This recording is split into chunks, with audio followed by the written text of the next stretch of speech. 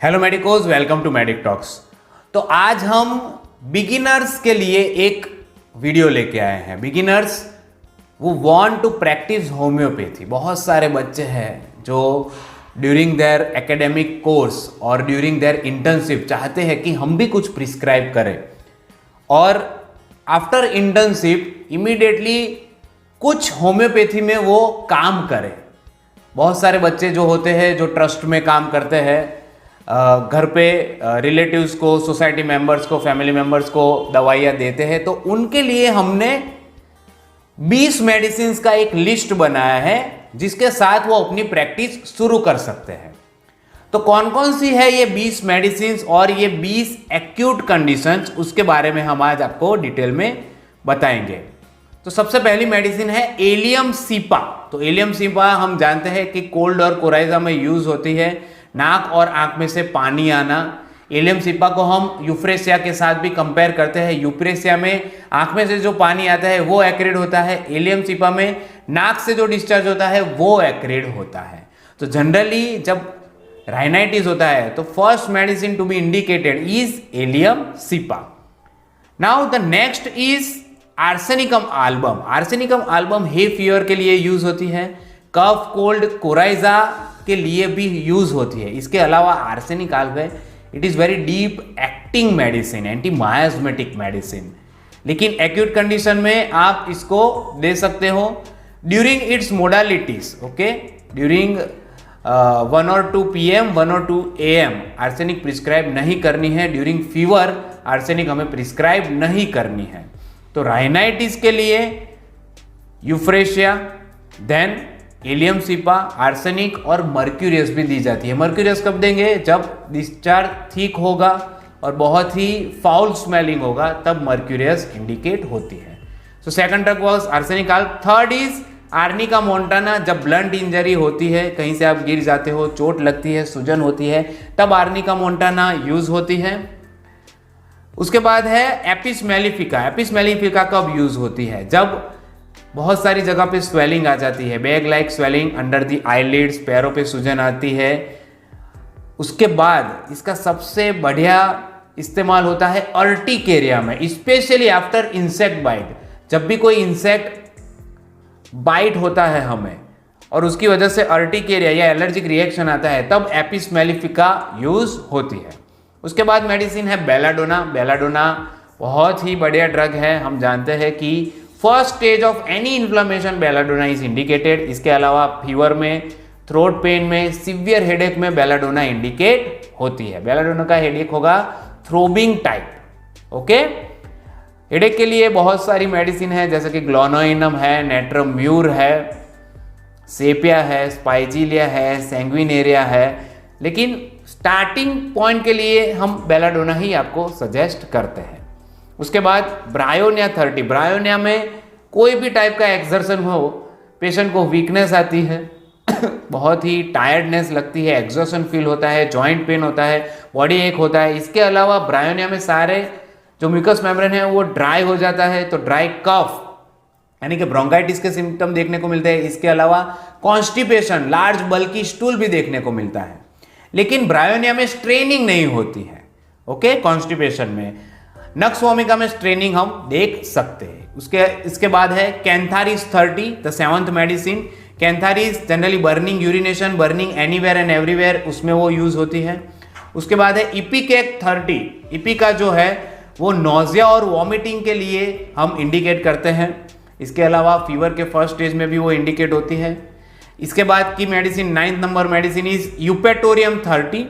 Eupatorium fever, severe body एक में use होती है। जनरली डेंगू फीवर में हम उसको यूज करते हैं। इसके अलावा डेंगू प्रिवेंटिव के तौर पे भी ये यूज होती है। उसके बाद आती है 10वें नंबर की मेडिसिन नक्स वोमिका, जो हम बहुत ही पहले पढ़ते हैं होम्योपैथी में। नक्स वोमिका बहुत सारी जगहों पे काम करती है, acidity, indigestion, constipation, diarrhoea. Okay, ineffectual desire के लिए नक्स वोमिका यूज होती है। वाइन, विमन और वेल्थ, जिसको इन तीनों में बहुत ज़्यादा रुचि हो उसके लिए नक्स वोमिका यूज होती है। Nux is for nowadays patients, nowadays it is use for जो भी प्रॉब्लम मॉडर्न सिविलाइजेशन की वजह से जो प्रॉब्लम्स हुई है उसके लिए नक्सवामिका सबसे पहले यूज होती है। पेशेंट काम करते ही रहता है, वर्कोहॉलिक होता है, जीलस होता है, बहुत काम करता है, बहुत काम करता है, कोई अच्छे से काम नहीं करता तो इरिटेबल हो जाता है, उस पर चिल्लाता है, गुस्सा करता है, जब तक काम खत्म ना हो तब तक चैन से नहीं बैठता। काम खत्म करने के लिए उसको स्टिमुलेंट की जरूरत पड़ती है, रात को नींद नहीं आती और उसकी वजह से उसका जो पेरिस्टाल्सिस मूवमेंट है वो भी इरेग्युलर हो जाता है और उसकी वजह से इरेग्युलर और इनइफेक्चुअल डिजायर फॉर स्टूल होता है। तो नक्सवामिका, उसके साथ साथ हम कंपेयर कर सकते हैं ब्रायोनिया। ब्रायोनिया मैंने डिस्क्राइब की, एंटीम क्रूडम जिसमें व्हाइट टंग होती है, एंटीम क्रूडम पिकल्स और सार थिंग्स को मांगता रहता है, उसमें भी कॉन्स्टिपेशन देखने को मिलता है। उसके अलावा है पल्सेटिला। पल्सेटिला को केक और पेस्ट्री से गैस्ट्रिक कंप्लेन होती है। पल्सेटिला का जो मेंटल एस्पेक्ट है, यील्डिंग, वीपिंग डिस्पोजिशन, ये टाइप का होता है। नाउ नक्सवामिका में डायरिया भी है और कॉन्स्टिपेशन भी है। नाउ 11वें नंबर पे है रस्टॉक्स। रस्टॉक्स रूमेटिज्म में यूज होती है, स्टिफनेस ऑफ जॉइंट्स में यूज होती है, स्प्रेन में यूज होती है। जनरली उसका एग्रावेशन टाइम है वेट वेदर, यानी कि मॉनसून की सीजन में जब भी मचकोड़ होती है, स्प्रेन होता है, तब रस्टॉक्स यूज होती है। रस्टॉक्स के साथ आप ब्रायोनिया, एनाकार्डियम, बहुत सारी मेडिसिन को कंपेयर कर सकते हो। रस्टॉक्स में फर्स्ट मोशन एग्रावेशन है, यानी कि स्टिफनेस हुई और तुरंत मोशन किया तो एग्रावेशन होगा, लेकिन कंटिन्यूअस मोशन से उसको एमिलरेशन मिलता है। 12th number medicine is Pulsatilla, use for gastric ailments as well as cough with yellow और ग्रीनिश एक्सपेक्टोरेशन। ओके, पल्सेटिला का एग्रावेशन मैंने बता दिया है। पल्सेटिला जनरली हॉट पेशेंट होता है, बंद रूम उसको सूट नहीं होता, उसको खुली हवा चाहिए, थर्स्टलेस होता है।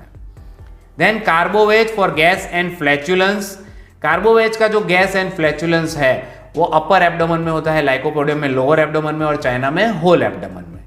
14 नंबर की मेडिसिन है डल्कामारा, जो सीजनल कफ, कोल्ड, कोराइजा फीवर के लिए यूज होती है। इवन सीजन चेंज पे जब भी रूमेटिज्म होगा या कफ, कोल्ड, कोराइजा जो भी मैंने कहा वो होगा, तब डल्कामारा यूज होती है। Days are hot, nights are cold. Now 15 number की मेडिसिन है हिपारसल, जो sore throat, severe cold, sneezing, pus formation में होती है। जब भी कोई फॉरेन सब्सटेंस हमारी टिश्यू में चला जाता है, अपर पार्ट ऑफ बॉडी के टिश्यू में, तब यू कैन यूज दिस हिपारसल्फ। जब भी पस फॉर्मेशन हुआ है तो उसको वो एनहांस करता है और पस को वहां से निकाल देता है। इसके साथ साथ सिलिसिया भी ऐसी मेडिसिन है जो पस को एनहांस करके वहां से निकाल देती है। कोई फॉरेन सब्सटेंस हमारे टिश्यू में चला गया हो तो उसको भी वो बाहर निकाल देती है। हिपारसल को सीवियर एंगर आता है, जहां सिलिशिया जो है वो बहुत ही माइल्ड होता है। नाउ नेक्स्ट इज बोरेक्स 30, जो माउथ अल्सर में यूज होता है। माउथ अल्सर जनरली कॉन्स्टिपेशन की वजह से होता है। जब भी आप की डाइट में कोई प्रॉब्लम हो, आपकी लाइफस्टाइल में कब कोई प्रॉब्लम हो, तब कॉन्स्टिपेशन होता है। तो जब भी मुंह में छाले लेकर कोई पेशेंट आता है तो सबसे पहले उसकी लाइफस्टाइल पे, कॉन्स्टिपेशन पे ध्यान दीजिए, उसको इम्प्रूव कीजिए, उसका डाइट इम्प्रूव कीजिए, उसको वाइटामिन प्रोवाइड कीजिए और तब उसके बाद आप borax, then nitric acid, Mercurius, Nux vomica, एक इनमें से कोई भी मेडिसिन दे सकते हैं। Now medicine number 17 is Ruta. Ruta is use for muscle pain, strain. कहीं भी मसल का आप ज्यादा इस्तेमाल करते हैं और उसकी वजह से जो पेन होता है वो रूटा से कवर होता है। अगर आपने कंप्यूटर पे, लैपटॉप पे बहुत काम कर लिया, आई स्ट्रेन हुआ, तो you can prescribe ruta. Gym में बहुत ही एक्सरसाइज कर ली और वहां पे स्प्रेन हुआ तो you can use ruta. Medicine number 18 कोलोसिन, जो एब्डोमिनल पेन के लिए होती है, जिसको डबल बेंडिंग होने पे एमिलरेशन मिलता है कोलोसिन को। इसके साथ आप मैकफॉस भी दे सकते हो, इसके अलावा मैकफॉस भी दे सकते हो, नक्सवामिका, पल्सेटिला, एंटीम क्रूडम और ब्रायोनिया तो है ही।